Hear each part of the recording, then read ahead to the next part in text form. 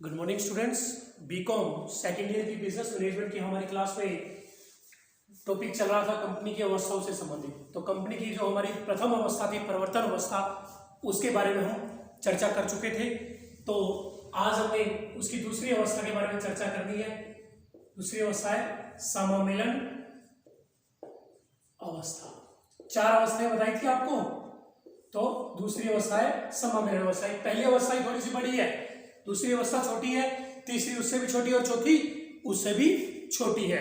तो समामेलन अवस्था, इसमें हम ये परिभाषा कह सकते हैं कि साधारण शब्द में कंपनी द्वारा कंपनी को कंपनी अधिनियम द्वारा कंपनी की रजिस्ट्री करवाना समामेलन कहलाता है। एक कंपनी द्वारा एक कंपनी को कंपनी अधिनियम के अंतर्गत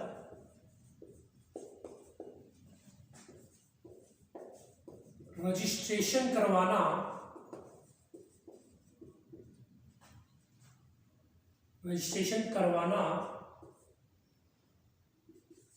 कंपनी का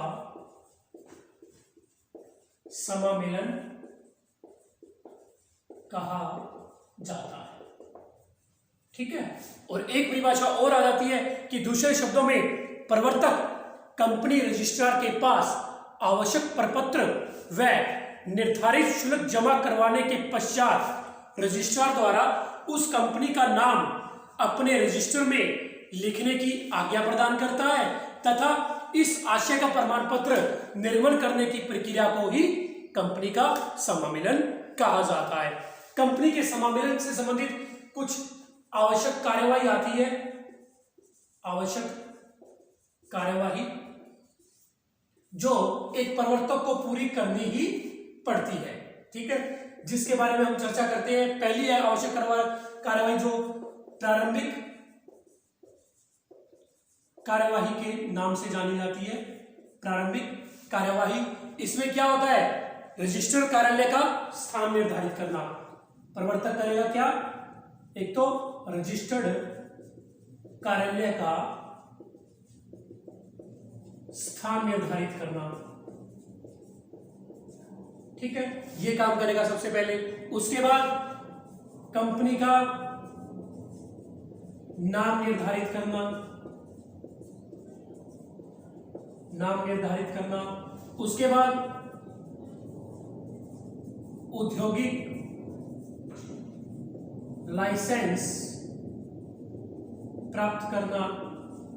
ये एक प्रवर्तक के कार्य है प्रारंभिक। उसके बाद प्रारंभिक अनुबंध करना, जो भी उसे अपनी कंपनी के निर्माण प्रक्रिया के लिए अनुबंध करने हैं वो सारे अनुबंध उसे करने होंगे, यानी कि मशीनें वगैरह या कोई भी आवश्यक प्रमाणपत्र वगैरह तैयार करने, वो सारे प्रारंभिक अनुबंध में आते हैं। उसके बाद सदस्यों की संख्या निर्धारित करके उन्हें नियुक्त करना। देखिए, एक सार्वजनिक कंपनी में कम से कम कितने सदस्य होने चाहिए? 7 सदस्य होना अति आवश्यक है। उसके बाद पार्षद सीमा नियम लागू करना। उसके बाद पार्षद अंतर नियम बनाना। अगर बनाने तो ठीक, नहीं तो सारणी F के अंतर्गत जो भी नियम आते हैं, अंतर नियम आते हैं, वो उसे लागू करने ही होंगे। उसके बाद पूंजी अभिधान की व्यवस्था करना। ठीक है, तो एक प्रवर्तक को जो कंपनी की प्रारंभिक अवस्था से लेकर चालू करने की अवस्था तक अपने कार्य करता है, तो उसे कंपनी के जो प्रवर्तक के जो कार्य है वो तो पूरे करने ही होंगे। ठीक है, उसके अलावा जब वो समामेलन अवस्था में कंपनी को लेकर आता है, तब उसे क्या करना होगा? मतलब कंपनी का, सीधी सी बात, कंपनी अधिनियम से रजिस्ट्रेशन करवाना होगा। यानी कि सीधी सी बात ये आ जाती है कि निर्धारित शुल्क जमा करवाकर कंपनी का रजिस्ट्रेशन करवाना और रजिस्ट्रेशन करवा के कंपनी के रजिस्ट्रार के निर्धारित रजिस्टर में उस कंपनी के नाम लिखने की आज्ञा प्राप्त करना या प्रदान करना। और इसी निर्माण की प्रक्रिया को जब वो प्रमाण पत्र मिल जाता है समामेलन का, कंपनी का समामेलन कहा जाता है। और अब अगर उसकी हम कार्यवाही देखें, इस परिभाषा की कार्यवाही देखें तो उसे इस तरीके से कार्यवाही करनी होगी। सबसे पहली कार्यवाही है उसकी प्रारंभिक कार्यवाही, रजिस्टर कार्यालय का स्थान निर्धारित करना। मतलब हमारी कंपनी का जो स्थान है वो कहाँ होना चाहिए, ठीक है। और अगर जहां वो निर्धारित कर लिया तो उसका रजिस्ट्रेशन करवाना होगा विद एड्रेस, ठीक है। फिर कंपनी का नाम निर्धारित करना और कंपनी के नाम के अंत में लिमिटेड शब्द भी लगाना अति आवश्यक है। अगर प्राइवेट है तो प्राइवेट लिमिटेड, और अगर लिमिटेड है तो लिमिटेड शब्द, यानी कि अगर सरकारी सार्वजनिक कंपनी के क्षेत्र में आता है तो। देखिए मैंने आपको पहले भी कहा कि एक निजी कंपनी हो चाहे सार्वजनिक कंपनी हो, उसे प्रथम दो अवस्थाएं तो पूरी करनी ही होगी। कौन सी? परिवर्तन अवस्था और समामेलन अवस्था।